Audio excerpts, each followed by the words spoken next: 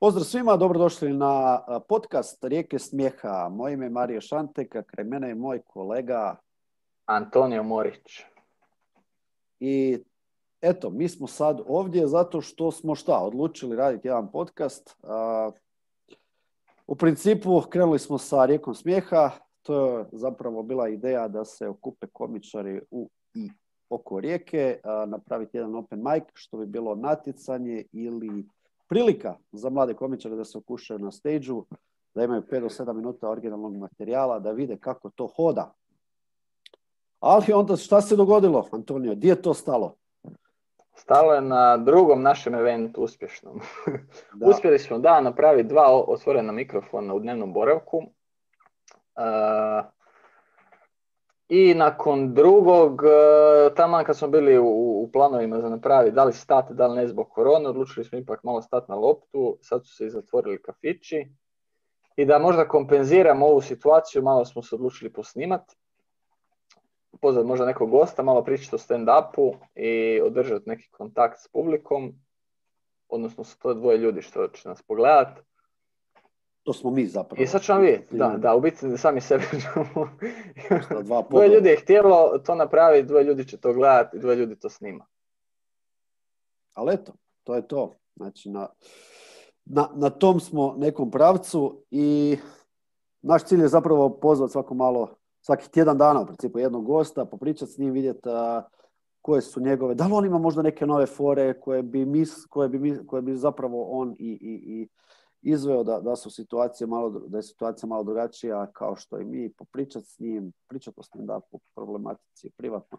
Da, vidjeti kakvi su open mic-ovi na drugim mjestima, vidjeti kako scena diše, možda ćete nešto pametno čuti. Pogotovo ovi koji možda imaju u planu se prijaviti na naš budući event i okušati se u ispričanju nečeg kvazi duhovitog ili duhovitog, zanimljivog, pa onda možda nešto pametno čujete od naših gostiju, od nas možda. Teško, ali teško. Ali zato su tu gosti. Da, to je to, ništa, eto. Krećemo sa podcastom Rijeke smijeha, budite u toku i idemo vidjeti ko nam je prvi gost. Ajde, vidjeti. Pišu naslov, ali ajde, baš. Evo nas, tu smo s našim prvim gostom u ovom podcastu i to je Denis Jason, bodybuilder Rajčić. Vidi ga. Najo se graha i zelja i spremanje. Pozdrav, Denise. Znaš šta, točno si pogodio, to sam jeo pol sata prije ovog mitinga. Graha, zelja i hamburgera. To ima proteina, nije bilo teško za pogoditi. Ja da pojedem to ne bi 3 dana na WC-u bio. Evo. Ja ne silazim s WC-a. Da, to je sigurno. Čekaj, ali možeš ti pojesti stvarno toliko ispucaš toga iz sebe kroz dan pa se možeš nabiti više kalorija ili koja je priča? Pa ovisi, jedan obrok mi je koji je najjači recimo posle treninga, onda se mogu nabiti sa svim, ali opet da bude kvalitetno, da nije baš sad burek i buhtle i kebabi i to, iako naravno može nekad i to, ali moram paziti, jer ako se ne krećem previše, ako samo uradim trening, ne mogu baš jesti sve što mi pade na pamet, jer sve je plus i minus. Koliko si unio, ako nisi potrošio, ide u stalo. Ali Jason, sad kad su teretane zatvorene, kako obildaš? Sad vježbam na Jarunu, odnosno u parku, na Jarunskom jezeru u Zagrebu. Neko je tamo bio vrijedan pa je napravio čitavu teretanu od drveća, stavio je one trupce debla to su bile za kako se zovu, stupove one. Znači, zavario je tipa neke drške za vježbanje na te komade trupaca debala, napravili su neke bučice od betona, ima onih sprava klasičnih u parku svakom što imaš, znaš, za zgibove, za one popadanje, razvoj, to. Neko je gume donio, neke traktorske, prevučemo gume, dižemo te betonske bučice. Čekaj, ali daj da te pitam, već kada smo se dotakli toga, si vidio kako je prošli tjedan onaj dečko gurao auto po autoputu? To je trening, stari moj. 2 kilometra. To sam vidio, to sam čuo. Čekaj, to je onaj što mu niko nije pomogao, jel tako? To je gurao kao BMW pa mu niko nije pomogao. Ne znam da li je bio BMW ili Mercedes, uglavnom žalio se. Čekaj, kažete meni koliko je naporno fizički, koliko je kalorija on potrošio što je gurao to 2 kilometra. 2 kilometra je gurao, pa sigurno 2 možda kilometra je gurao auto. Možda preko 1000 kalorija, ko zna. Sigurno. Pa ima dvije opcije. Ima dvije opcije, ili ga pogurat na zaustavnu trku zašto i služi, ili gurat do prvog izlaza auto. On se odlučio za gurat do prvog izlaza auto. Ne znam zašto. To mi se sviđa. Očito je čovjek možda vježba i sad kako su teretane zatvorene. Ja mislim da je on čak namjerno pokvario auto. Da može vježbat. Ti na autocesti točno ti piše koliko kilometara imaš. I tako mu je jednostavnije računati, jel tako? Ne mora niko sjediti unutra i gledati na onaj broj. Da! Pa što nije Mlinarić to radio svoje vremeno, možda je išao po Guinnessa. Tako je. Moj kolega Mlinarić, skupa smo još studirali, on je to radio, on je obarao Guinnessov rekord, ali on nije gurao BMW, on je gurao mali Smart. I nije bio po snijegu. To nije? Nije po snijegu bio, ovaj je gurao auto po snijegu. Ovo je respekt, znači toku limuzinu. Ne znam otkud ideja. Svaka čast. Ja mislim da ga je namjerno pokvario da bi napravio trening. Meni to ima smisla samo ako je imao truplo u bunkeru. Znaš, ne možeš onda zvati policiju i pomoć na cesti. Mora je izgurat do prvog izlaza. Ili truplo ili ako imaš... Ako ubio čovjeka. Znaš kako se zove bunkeru... Znaš kako se zove ako ima dva trupla? Kako? Onda je duplo. Duplo. Truplo.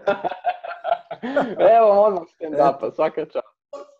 Mi sam palo na pamet, znaš da volim igre riječi. Zapiši. Ali zašto plaćat haku? Zašto? Mislim, znaš koliko oni naplaćaju, da ti broje kilometre. Onda oni tebi idu brojati kilometre svaki. I još šlepu, još ti dođu nakon brkan. Lopovi. Tako je, sad je kriza, gledaj, treba uštediti. Čovjek izračunao koliko mu je to možda proteina, koliko mu je to pilića, koliko mu je to kila graha, kupusa. I uzmi i guraj. To je trening, evo. Ali meni je najsmiješnije u tome sad, ovo što je Antonio rekao, da je, čudno mu je bilo što ljudi nisu stali. To je najsmiješnije u cijelu. Znači, nije to što on gura, to on je odlučio se. Ali zamisli ti bezobrazluk, niko da stane i da mu pomogne gurati. A možda su to isto prolazili ljudi koji isto vole vježbanje i znaju kad neko počne vježbat, ne smiješ ga prekidati. Ali zamisli tu budalu koja bi stala na zaustavnoj traci, gurala ovog 10 km do prvog benzinske, ja se pješice vraćala nazad. Ja se vratio do svog auta. Koji ti je drugi izbor? Preskočiti na drugu stranu i stopirati. Nije, ali napravio je trening, svaka čast. Legendarna izjava. Ništa, Denis, da te pitao... To je bio highlight prošlog tjedna. To je bio highlight. Bože. Highlight? Nije, pa bilo je još highlighta prošlog tjedna. Pa mislim, kad smo već kod vježbanja, eto moj kolega Mario Valentić je u crkvu, kak se zove, uskočio i tamo je odvježbao sklekove. Kolega njegov trener je unio ergometar pa je vježbao. To je bila top tema. Istina. A čekaj, ali onda se bio slikao sa ovim svećenikom, pa je svećenik nije imao problema s tim, šta, pa bili su si dobri. Na kraju se ispričao, što je po meni pozitivno, svako može pogriješiti, rekao eto, ispričao se, slikao se sa svećenikom, ali ja sam rekao, ja sam baš tada... 3 i 2 oče naša i to je to. Tako je. Ali oče naše možda i zdravo Marija dok radi sklekove. Znači dok vježbaš moraš govoriti. Zdravo Marija. Tako, oče nas koji sada nisi u teretani, nego tu vježbaš s nama u crkvi i ostalo. Ali čekaj, Jason, sad ti već kad si spomenuo... Htio sam dodati, ja sam... Da si ti vježbao jednom negdje si bio, di si bio, u Americi ili negdje pa si vježbao u crkvi, ali to je bilo... U crkvi sam vježbao, tako je, upravo sam to htio reći, ja sam u taj dan kad se to dogodilo, kad su to mediji objavili, ja sam mu dao podršku na Fejsu, sam stavio svoje slike i video kako sam ja pre 2 godine vježbao u crkvi u San Francisku jogu. Jer to je ono tamo najnormalnija stvar. Znači, meni je to Ali isto kakva bilo je čudno crkva? kad sam čuo Koja prvi je put to nekakve... crkva? Isto katolička, odnosno kršćanska, Da. ono, katolička, sve ono.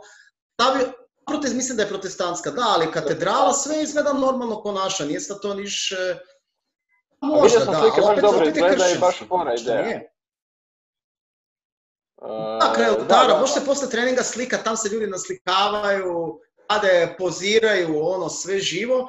I rekao sam baš Valentiću, rekao, možda ti budeš začetnik tu u Hrvata nekog vježbanja u crkvi. Ne? Da. Zašto da ne? Mislim, Zašto da se skrivamo u crkvi? Pa zašto želimo da se skrivamo? neke tjelesne aktivnosti, mislim, tijelo je hram, a... Da, to nije savršeno, gledaj. Upravo to.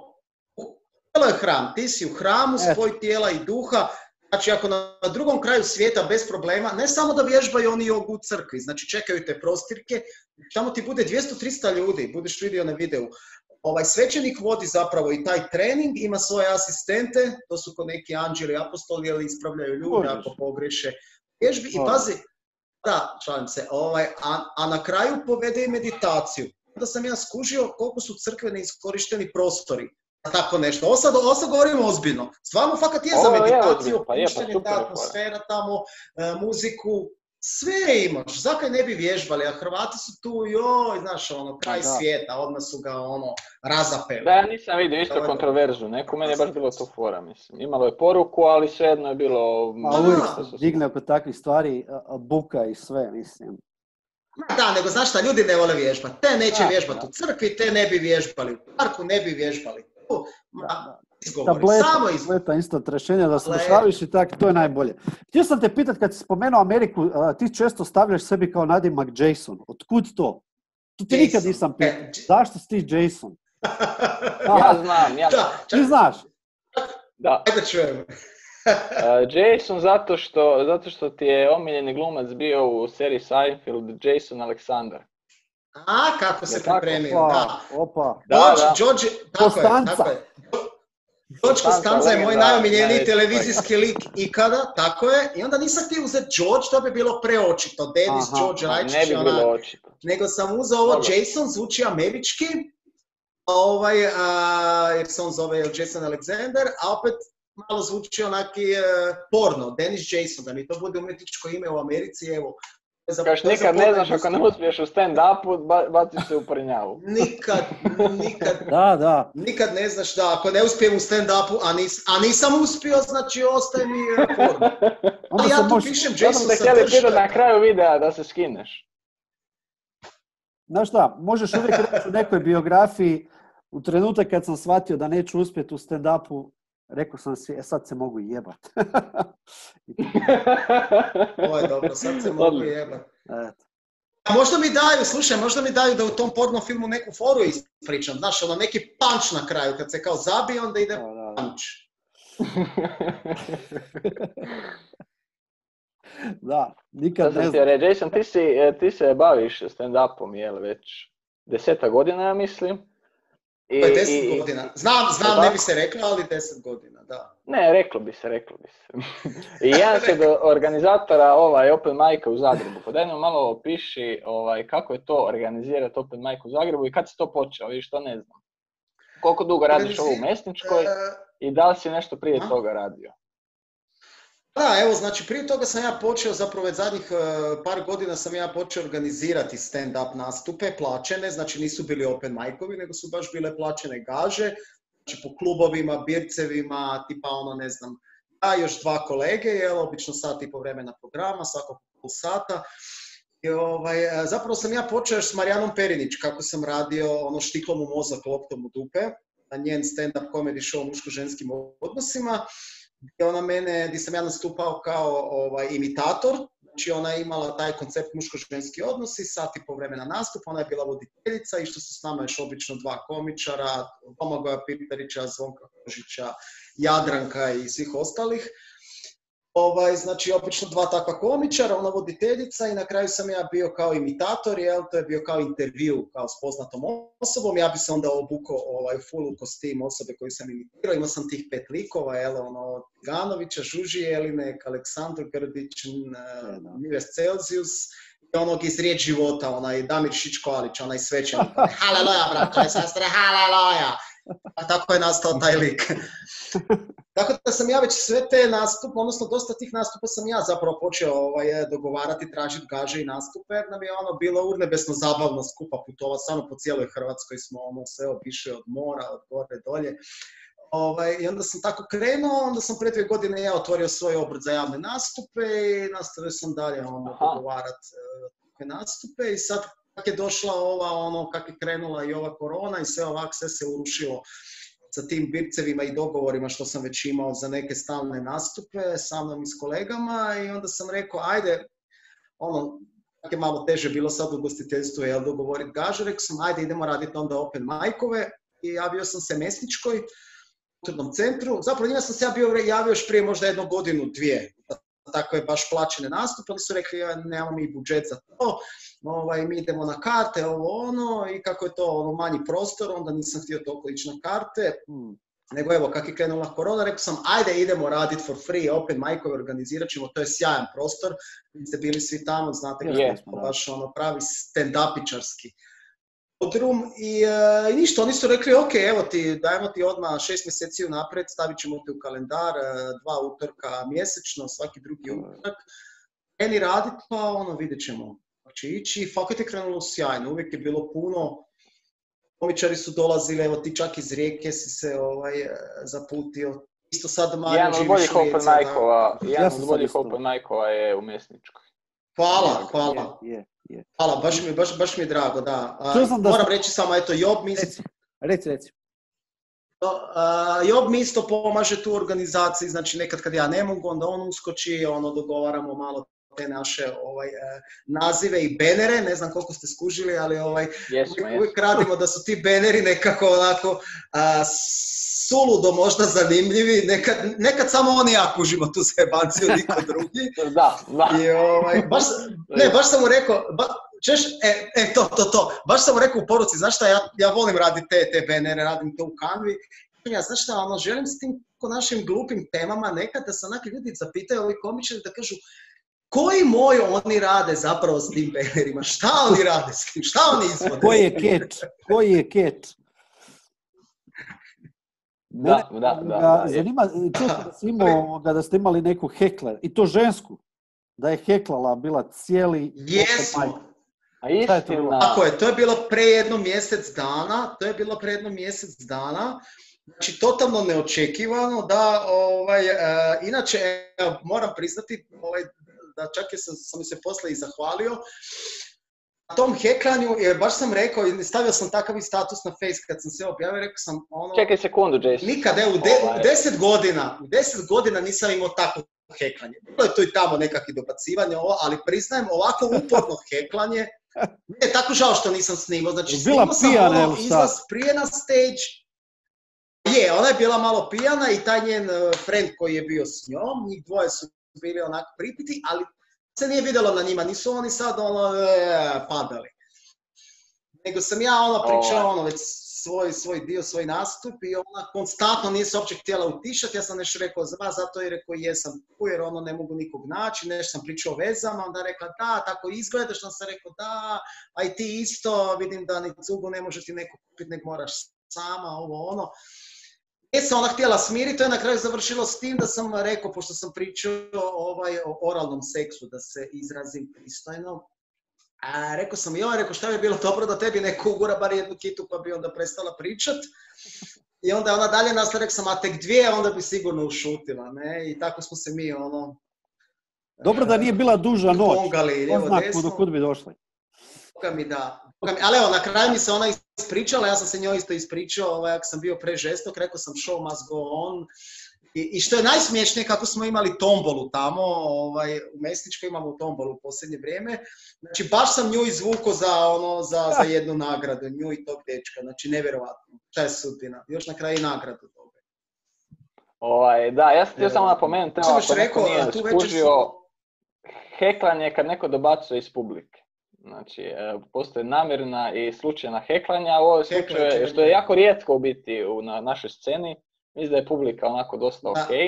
I malo ko baš ono se ubacuje u nastup, želi nešto reći, ali evo imao si slučaj prošli mjesec. Koliko često, ajde reci, u 10 godina?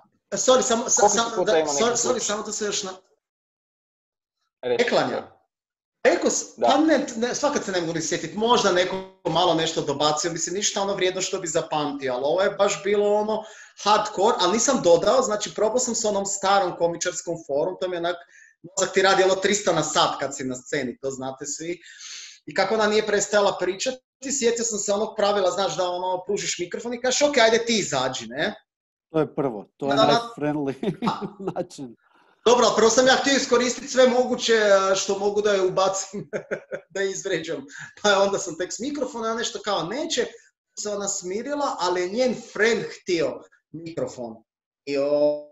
I pazi ovo, ja sam taman, pošto sam bio voditelj, taman sam ja onda završio, nekako sam ja njih umirio i Saša Noris je bio nakon mene. Ja njega najavim, Saša izađe i Saša krene na ono rečenicu dvije i ovi krenu opet.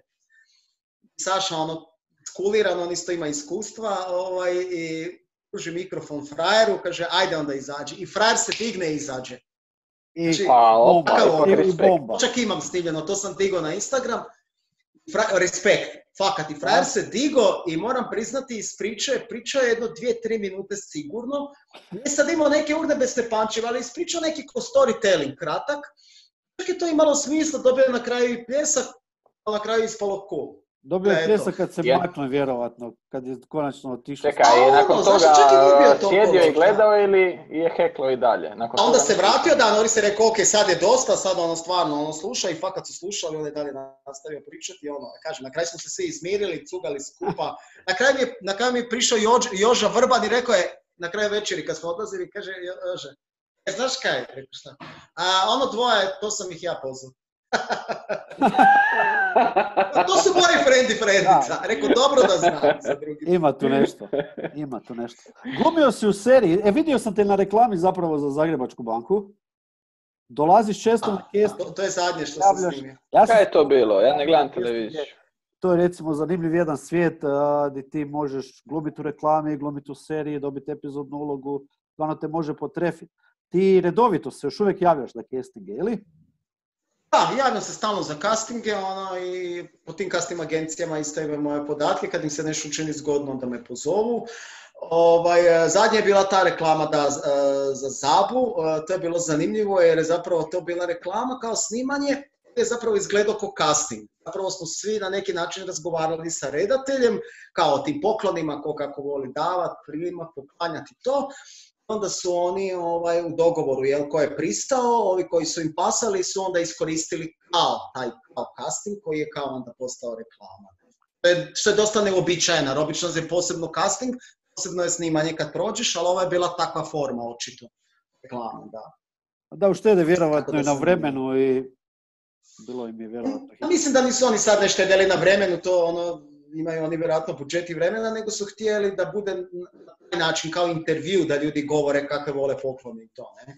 A što se tiče ovih serija i to isto kad pozovu za castinge, kad prođeš, dobiš epizodnu ulogu, iako se ja nadam nekakvoj glavnoj ili barem nekoj sporednoj poluglavnoj, ali eto, nisam se makao baš od epizodnih, ali bilo je tu sjajnih primjera, od zabranjene ljubavi do Krim tima.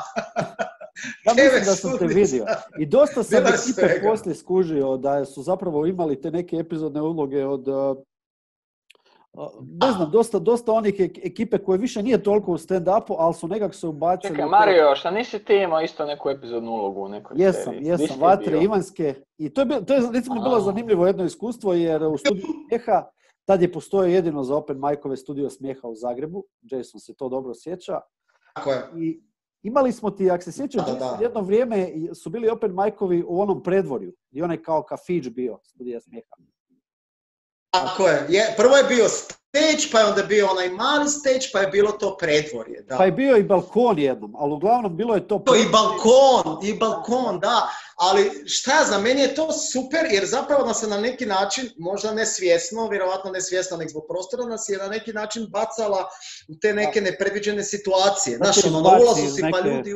Da, iz nekog komfora. Ono što sam to je stand-up, je li tako? Da, je. Uglavnom, tad su jednom došle neke 2 žene u publiku, od njih 8, znači one su činile valjda 25% cijele publike. I nama je Marina rekla nakon open mic'a, meni, ne znam koliko je nas pozvala, jedno 3, 4. Bili smo ja, bio je kako mu je ime, Karlo i još neki. Schmidt. Da, Karlo Schmidt. I mi smo se popeli gore, kako se ide na balkon, onaj dio. Tu smo mi napravili neko slikanje, neki intervju, kao 2, 3 fore, nešto što su one snimile, čisto da vide kako to izgleda. Hoćemo pred kamerom se valjda smrznuti ili nešto. I Karlo i ja smo dobili poziv da se javimo u Jadran film. Ja sam dobio ulogu pravosudnog policajca u Vatrema Ivanjskim, a on je dobio ulogu svećenika. I to je bilo full zanimljivo iskustvo. Ali sam isto dobro imao priliku vidjeti i na stage-u i što se tiče ovih studija, baš filmskih studija, i vidjeti kako to vani izgleda. Da. Ono, baš fascinantno bilo. Odlično, super. Zapravo ste odradili casting, a da niste ni znali da radite casting. Da, to je bilo ono, baš ispalo spontano. Bila jedna situacija gdje snimali smo u Vrapču, znači u Ludnici. I scena se snima, oni imaju kao unutra nekakvu dvoranu i tu se snima scena suđenja. I sad meni je dosadno, ja čekam svoju scenu, a to može trajati.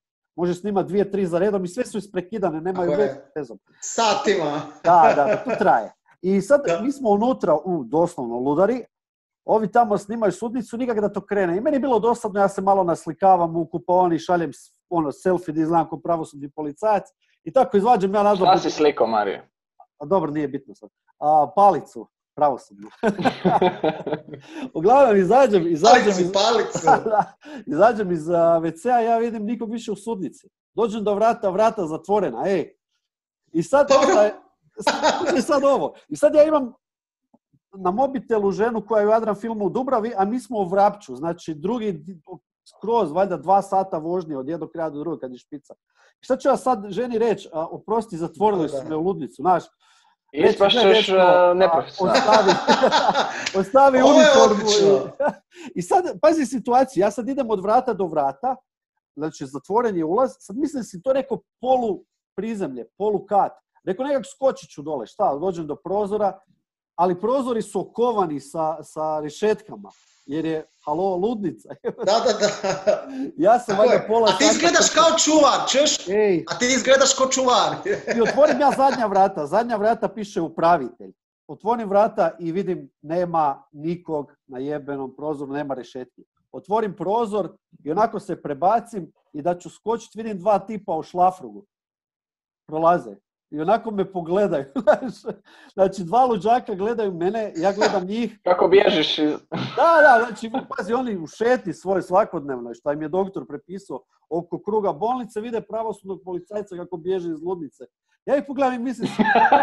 To je jebena vijest! To je vijest, pazi, uvijek lučaci bježe iz ludnice. Ovo je prvi put da čuvar, policajac bježe iz ludnice. Eto. To je to. I ništa, sam se ušetao na set, da se ništa nije dogodilo i još sam čekao pol sata do moje scene. Čekaj, da li si mogao zadržati uniformu policajca ili si morao vratiti? A ne možeš, jer kažu kad uzmu vrati s bijelim flekama i onda kemijsko, ne, veli ništa, moraš vratiti. Ne, možeš. Mora vratiti. A vidiš, to sam htio reći, vidiš, prije godinu dana točno, te slike još nisam objavio, serija još nije izašla, to je bila Netflixova serija koju su oni snimali van Zagreba, na onom, ja sam zaboravio kako se zove taj spomenik, iz Noba još neki, moderni je bio full spomenik, tamo se snimala ta njemačka serija Tribes of Europe, kao plemena Europe. Naš dio je trajao 2 tjedna, smo mi skoro u razmacima, ono, svaki drugi dan dolazili na set, znači buste kupi u Zagrebu, dolaziš, imaš obrok, imaš sve, neki su imali spavanja, oblačete uniforme vojne, mjesec dana prije toga je bio fitting tam na Velesajmu. Ja sam bio nekakav oficir, neki general, nešto, pa sam imao čak tako neke oficirsku uniformu, jel, to sve. Jako dobro, to je toliko detaljan bio set, znači oni su prekidali scenu, oni su namještali, znači to je ono masovna scena, nas 50 statista koji smo vojnici, a oni ulaze namještaju, jel ti cigareta stoji ovako, jel ovako tašan tu boca, pa onda glavni glumci. Mislim da je čak jedan od glumaca bio, ne gledam Game of Thrones, to znaju ovi, on je čak bio isto tamo s nama na setu, neki onaj deda sedi onak s bradom, sad ko gleda seriju, zna. On je glumi isto neki. Znači, Jason, ti u suštini možda dobiš Oscara. To je fakat bilo super. Možda! Tako mi zvuči. Kad god razmišljamo o komičarima ili neko koji je bilo u kojem vidu komedije, ko dio scene uvijek se sjetim Extras od Rickyja Gervaisa. Ne znam jeste gledali komediju, znači to je bio napravio seriju. Apsolutno, najbolja serija. Brutala. To moraš gledat, obavezno. Nikad čuo, ja to nisam čuo za to. To je najbolje u toj... Stvarno? Ne, nisam. Znači, a sad sam počeo gledati ovu seriju... Nisam čuo tu Ekstra, ali sam sad počeo gledati ove serije što mi Mario preporuča. Od Jim Carrey, I'm Dying Up Here. Dying Up There, da. Da, evo Mario, hvala na preporuci. Nisam siguran ali I'm Dying Up Here. Ili Up Here je, jel? Up Here, da. To je o stand-upu jedna serija. A šta je to, Jim Carrey-a? On je jedan od producenata, da. On je producent. Aha. Producent, da. To su mi svi preporučili, to još nisam... Moraš to pogledati. Da. A šta je s tim Extras od Gervaisa? To nisam nikad ni čuo, šta je to. Pa oni su sporedni serija, znači on ti je... A on znači glumi zapravo kao san svakog statiste da konačno upadne u neki, da ima neku glumačku ulogu, da glumi i on se tak jadan trudi cijelu tu seriju, ali je super to u toj seriji što u svakoj epizodi gostuje po jedan poznati glumac koji igra samog sebe. Znači Kate Winslet je bila, Ben Stiller i to glume najgore verzije sebe, valjda, ali glume same sebe pod imenom i prezimenom. To je odlično. Ma i cijeli taj dijalog, tipova koji su u nacističkim uniformama, kako je dijalog, imaju, puše cigare, piju onako iza scene, pa scena ubojstva, pa se sprdaju s tim. Znači najsmiješnije što dovode do apsurda te statiste koji zapravo su tu reda radi i odrađuju. Ovo što je rekao Denis, busom ih kupe, preslače se i ko da idu na posao, a ne znaju nikad šta će biti. Šta danas bude. Da. Zanimljivo. A stalno se pokušava ugurati više nek što treba. Ricky Gervais u toj seriji, ne? Uvijek znaš pokušava malo više. Baš točno kao mi. Ja isto, kad na kocam snimanju gledam da stanem više tu bliže gdje je kamera. Pokušavaš uletiti u kadar. Truješ glavnog glumca. Znaš onako kao, tu je kadar, a ja ovako. Ko Joey kad je bio na onoj emisiji u Friends. Aj ponovo. Možda još par riječi o tome što si ti zapravo i osobni trener, treniraju smijeh, malo da te izreklamiramo. Evo ga, vidiš, sve koristim za promociju. Treniraju za osmijeh. Pa da, na tu ideju sam došao tako da spojim, kako se zove, humor i fitness. Sjećam se, bio sam zapravo na nekakvom fitness događanju, ko neki fitness, kako se zove, festival, nešto tako. I onda je bio tam neki menadžer u fitnessu i tako to, bavi se marketingom i tako tim stvarima i rekao je kao, dobro, moraš nešto istaknuti, kaže što je specifično kod tebe. Evo recimo i sad pokazuje mi tam neki trener imao je dalje štand, evo recimo šta tebe razlikuje od njega. Ja kažem pa ne znam, ja isto radim s klijentima, postižu rezultate, pa kaže pa to imaš i kod njega, šta je kod tebe drugačije? Rekao, dobro, ja se bavim stand-upom i kaže, pa evo, to je to moraš iskoristiti. Ja sam rekao, te možda stvarno ima pravo. Ništa, napravio sam, treniraju iz osmijeh. I kako to izgleda u praksi? Ja kažem uvijek da na u praksi izgleda tako da kad sam s klijentom na treningu i kad mu je dosta svega, ja mu ispričam još jednu foru, to je najteže. I onda, daš mu još jednu seriju. Onda on odustane od svega. Da. Ako se ne nasmijemo, daš još jednu seriju. Znaš kako to izgleda, onak nasmijavam ih. Ako se, ovo je dobro, ako se ne nasmije, dobije još jednu seriju, da. I to je jedina serija u kojoj zabadam ih ćeš ti vidjeti. između. Znači, moj prediction je jedine serije koje ćeš ti raditi u dogledu. Ovo je dobro, ovo ja mogu ovo zapisati. Znači, jedina, kao bavim se glumom, ali sam i trener, ali jedina serija u kojoj ću ja biti je serija vježbanja. Da. I ponavljanja. Odlično. Ali ja, mislim, I ovo si dobro rekao. Treniraju uz osmijeh. Ja sam probao, ali to je više kao grimasa nešto. Tebi se ljudi smiju, Mario. A? Tebi se ljudi smiju dok vježba. Pa to je. Da, bitno to ti je uz osmijeh. Ili da se smiju tvoje sebi. Slušaj, to i piše na moje web stranici kao da je taj osmijeh je nekada bolna grimasa od vježbanja, ali ja kažem, ako vježbaš krivo, onda je treniraju s podsmijeh. Eto. Da koristim, evo sad sam digao, šta je bilo, da imao sam na builderima, kao da je naš najveći blagdan builderski je Tijelovo. A to je kao stara fora, imao sam to Tijelovo, imao sam, to je dobra bila, to mi je čak jedan kolega trener, tu nisam smislio, mi je poklonio, tako da je mogu koristiti. Kao šta kaže builder kada zakasni na posao i zbog toga dobije otkaz, kao da treniraju do otkaza. Kao vježbanje do otkaza, to naš, ko se kuži u vježbanju. Da. Dobra, kad smo već kod fora ovoga... A nije moja, zato je dobra, da. Da, jel imaš neku možda novu što još nisi isprobao, pa da, eto, to možda čujemo nešto što ti se vrti po glavi? Te uvijek imaš dnevno, bar jedno 3-4 koje ti se vrte po glavi, bar ja i onda često, a pogotovo sad, nikak da dobiješ priliku da zapravo to isprobaš negdje. Pa mislim da je ovo dobra platforma, da budući da nemamo baš nešto mogućnosti isprobati fore, pa da probamo neke ispričati. Imaš neku koja ti je trenutno aktualna, nešto da ti se vrti po glavi? Da isprobamo iz brainstormati nešto, jel? Da, prije sam imao foru kako zapravo, kao kad skupljaju novac u crkvi, a zapravo oni taj novac ne mogu uplatiti Bogu u čije ime skupljaju, jer je netko zaturio Božji žiroračun, ne?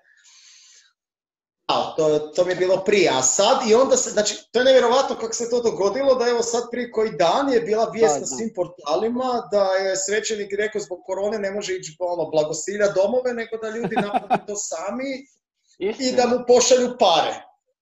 Onda sam mislio to nekako povezati sa tom starom forom i možda ubaciti stand-up.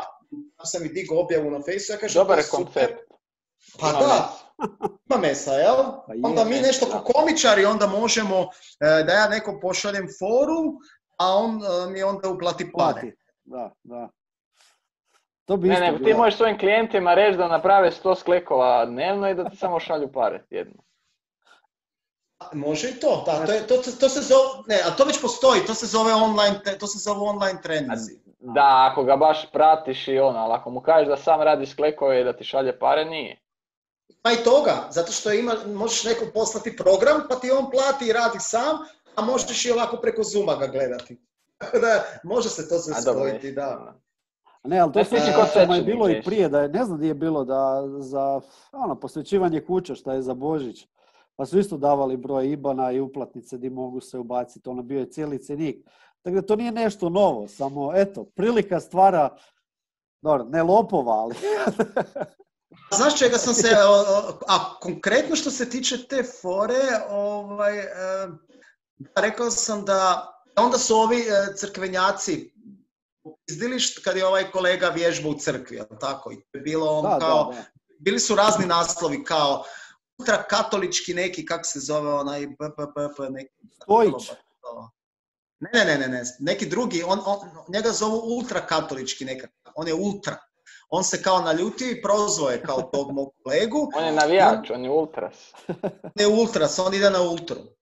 I onda sam ja, dobro, ovo je sad možda više ko neki komentar crni, ali se to može možda preraditi. Ja sam rekao da ako su se on naljutili na mog kolegu, možda se neki svećenik ovako javno ultrakatolički naljuti na nekog svog kolegu koji je vježbao s djetetom u crkvi.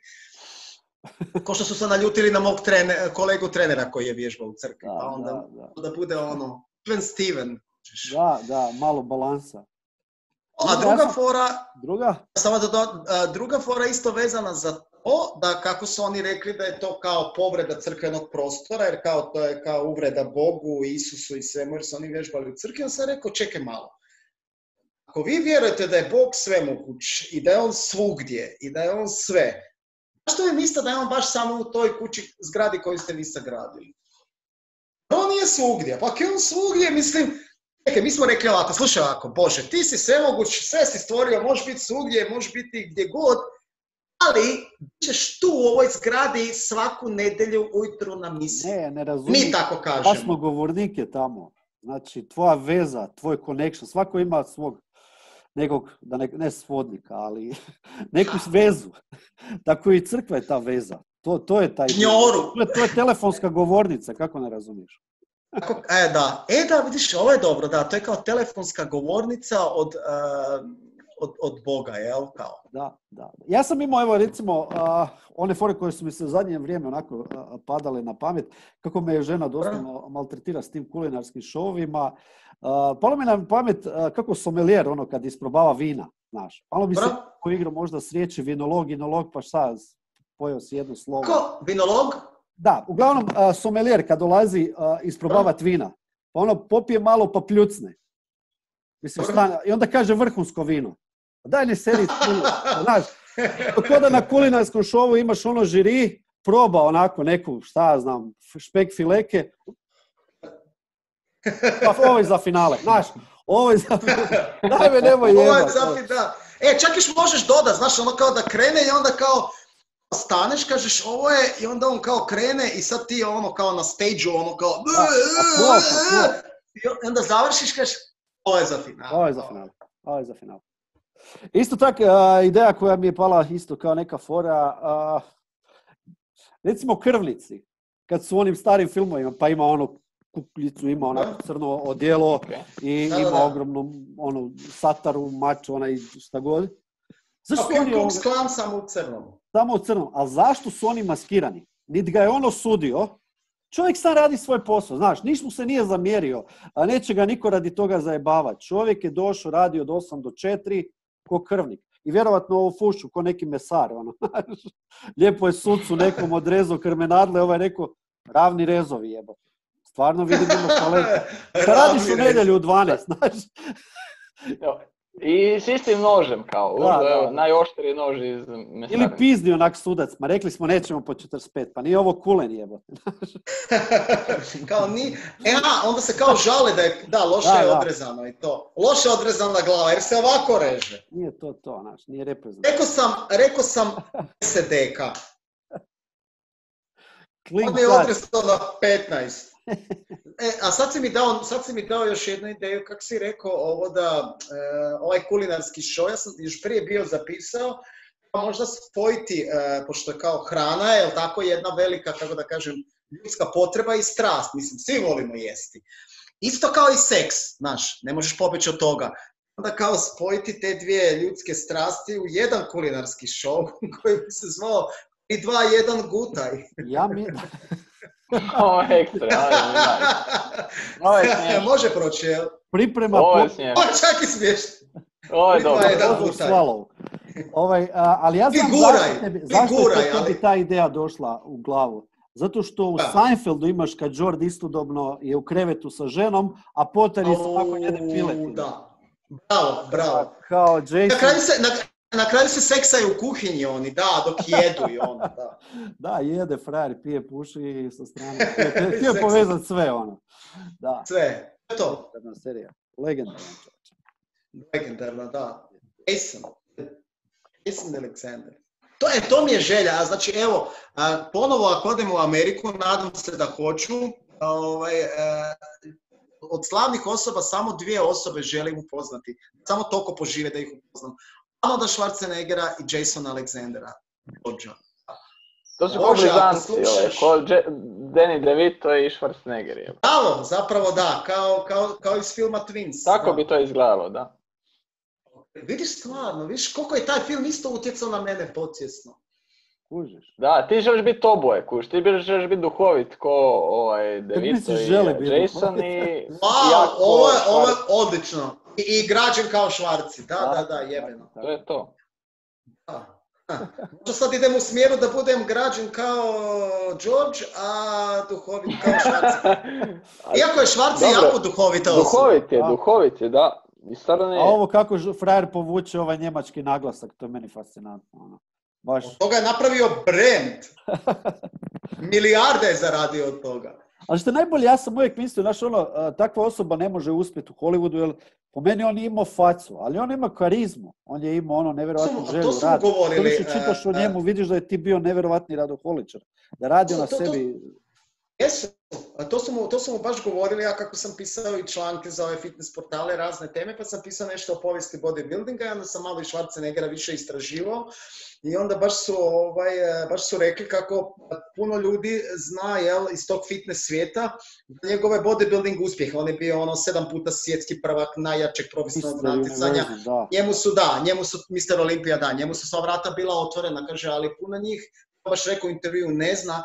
Ja kada sam završio s tom karijerom i kada sam krenuo u Hollywoodu graditi filmsku, ja sam tamo bio nula. No name. Meni su konstantno agenti, svi su me odbijali, rekli su kao prvo prevelik si, nabildan si, ime ti je grozno promijeni, niko ne može izgovoriti i taj tvoj naglasak, nema šanse da glumiš. To je to, nikad ne možete nikog slušati. Bio gladan, tip je veli, u to vrijeme nisi imao ti ove proteine, što ti vjerovatno znaš dosta o tome, nisi imao te suplemente, on je morao se snalaziti sa 10 jaja. Dobro, znaš šta, to je bio početak možda bodybuildinga kad je Schwarzenegger. Bio je gladan, zato je snimio film jedan na početku karijere, zove se Stay Hungry. Ali Bill Burr ima fantastičan bit o Schwarziju, ne znam da znate. Kaže, u suštini kaže koliko bi ti života trebalo da se ti odseliš iz Amerike u Austriju, naučiš njihov jezik, budeš poznat što vježbaš, postaneš njihova filmska zvijezda, postaneš političar, koliko života bi ti trebalo da postigneš isto što i Švarci? Nikad. Fantastičan je, da. Zadnji ovaj nastup što si imao je bio sa Vlatkom i sa Sašom, ja mislim. Gdje ste to bili? Da. Znači, taj dan se baš dogodio zadnji nastup, paralelno je bio open mic u, kako se zove, u Mesničkom i ja sam organizirao Travno, da, baš se potrefilo isti dan, Mesničku smo spomenuli, a što se tiče Travnog, znači ja sam u Travnom isto pokušavao još prije godinu, dvije dogovoriti nastupe, isto tako, znači plaćene, ali su oni rekli ne, mi idemo na karte i tako to i niš, evo sad se pojavila prilika, kako je sve ovako, malo su se birce ograničili i pozatvarali s tim nastupima.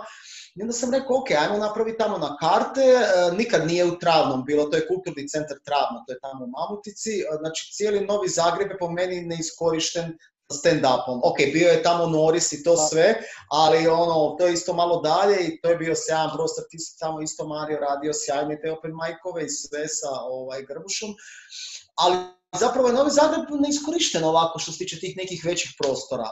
I ja sam im predložio da napravimo onda u kulturnom centru. Zašto ne bi? Kako ovi rade iz, kako se zove, Disa i tako to rade na Trešnjevci, uspješno. I to rekao, zašto Novi Zagreb ne bi bilo nešto. Njima se dopala ideja, rekli su nikad nismo imali stand-up, idemo to onda raditi. Da sam htio da odmah u startu krenemo s jakim imenima, zato sam zvao Štampara i Turkovića.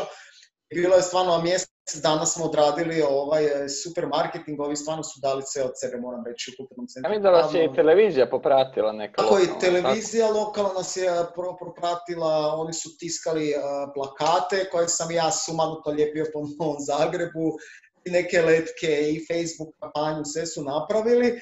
Koliko je publike bilo obzirom na... To sam htio reći, da, s obzirom na mjere, znači to je dvorana od nekih 270 mjesta, tako da smo mi u startu bili ograničeni na pola.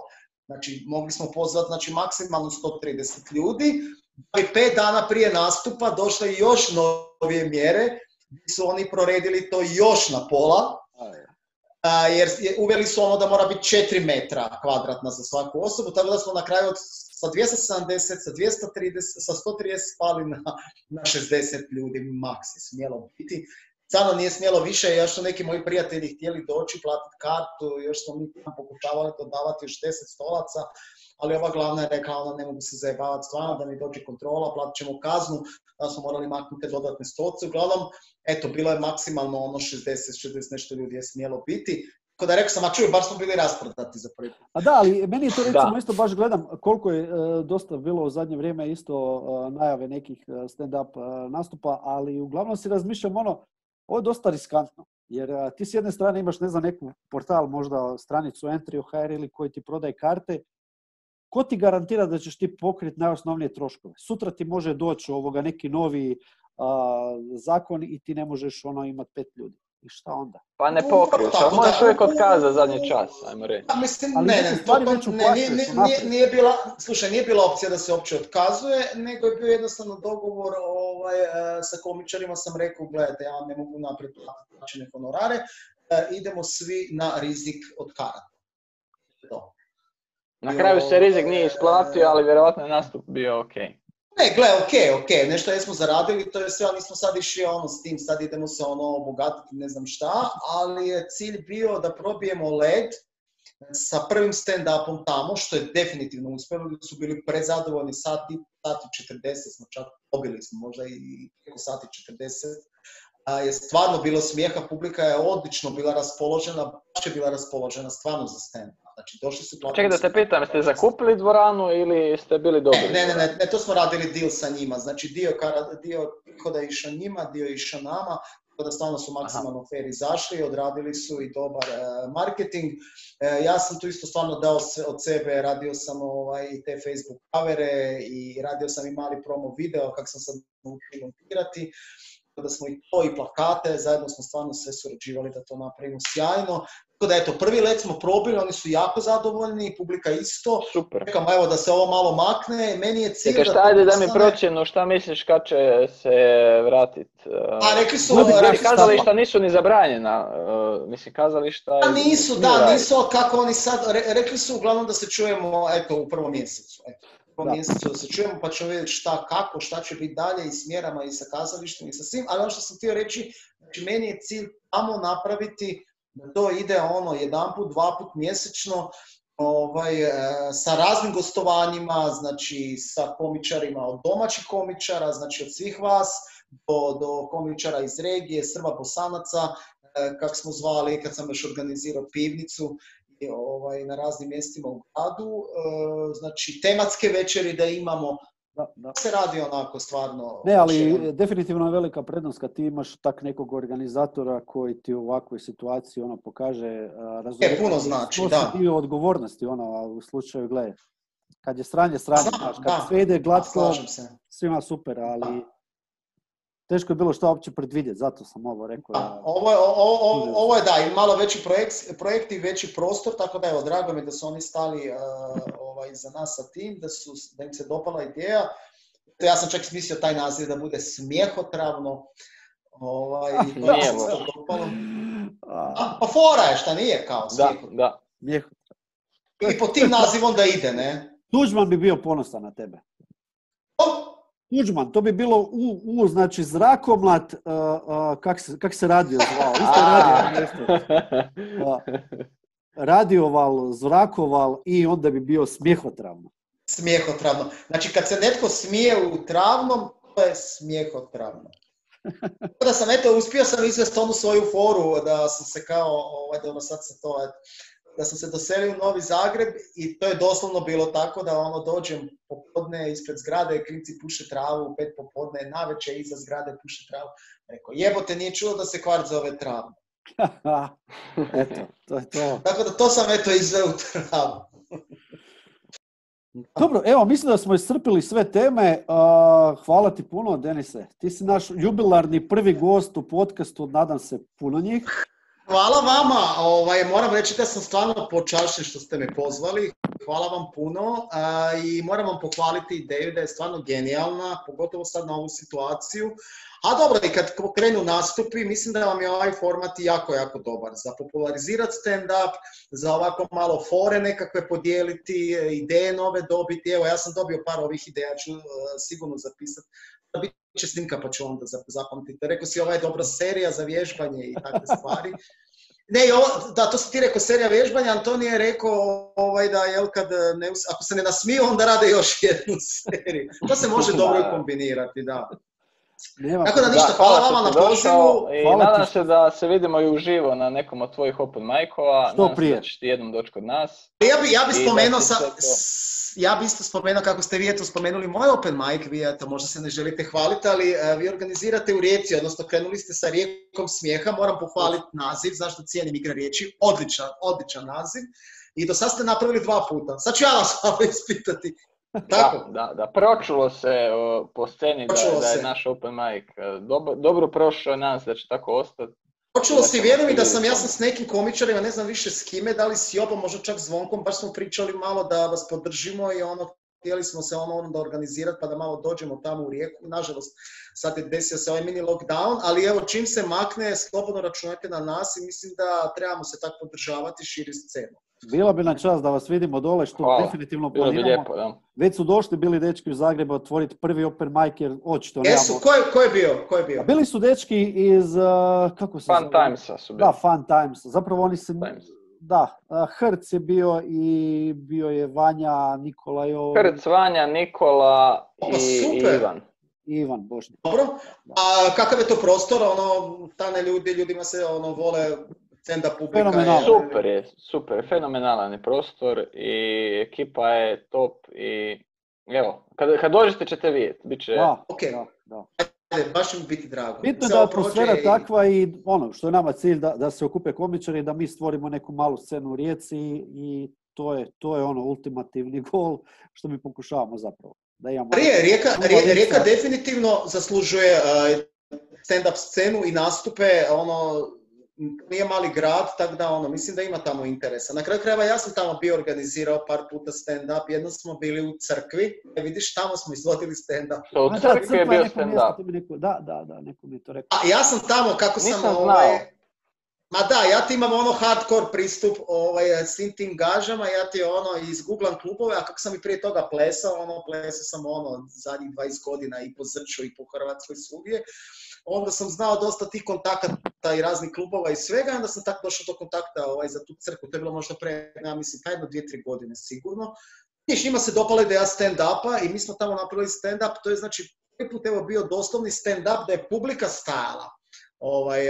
Bila nekih stolaca i to. Kako je tamo, a je to baš pravi klub, da. Znači imali su oni neke visoke stolove, visoke stolce, ali većina publike je stajala, bilo je fakat krcato. Hvala ti još jedan put na ovom gostovanju. Hvala vama na časti da budem prvi. Hvala na pozivu, hvala na časti da budem prvi i nadam se da nastavljamo dalje. Online, a onda uživo. Tako je. Vidimo se, Denise, hvala ti puno. Može, ajde, vidimo se. Hvala, može. Ćao.